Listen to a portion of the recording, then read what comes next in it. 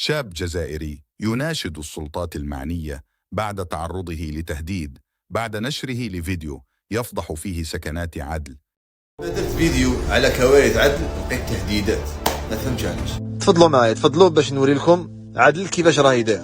هنا رانا في عدل تاع بلاد هداج، وماذا بيا هذا الفيديو يتبارطاجا للسلطات، باسكو انت اخويا اللي راك تشوف في الفيديو راك معني بهذا الامر. يجي نهار وين تحب تلحق المعلومه تاعك ولا الصوت تاعك وما تلقاش فين يلحقوا لك. ما لا لحق دوكا اخويا العزيز، باش كاين الناس لازم تتربى.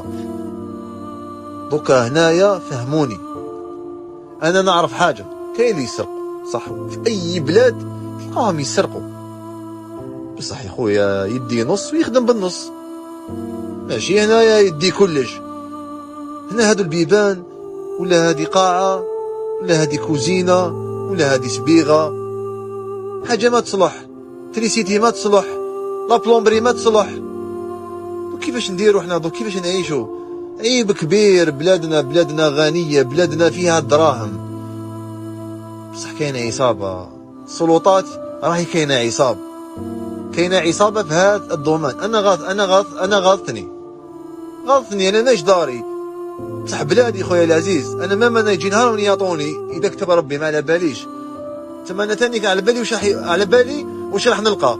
بصح كاين ناس مساكن راهم تصادفوا بهذا الامر، راهم ما كانوش يتوقعوا كامل باللي راح يلقاو دارهم. على بالك كاين ناس تقول لك احنا تهنا، الحمد لله احنا نسكن في نهار فلاني، اما غادي يلقى باللي هذيك الدار ماهيش تاع سكنه، لازم يعاود يخدمها، لازم يعاود يخمم. دوكا يزيد يتسلف بعد ما تسلف على جال الدار، دوك لازم يزيد يتسلف باش يخدم الدار، باش يكسرها وباش يخدمها.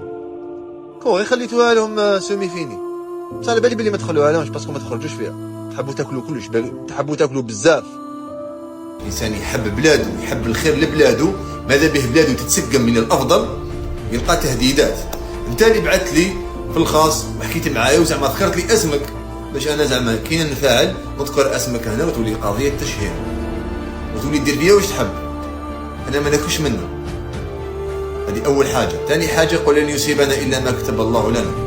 انا كنت رايح نخدم كيما عوايدي، لقيت خدمه عوجه درت عليها فيديو كيما درت من قبل.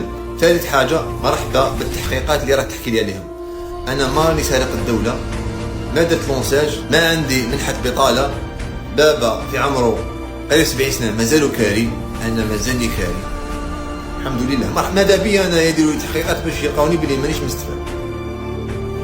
واني قلتها لك قل لن يصيبنا الا ما كتب الله لنا.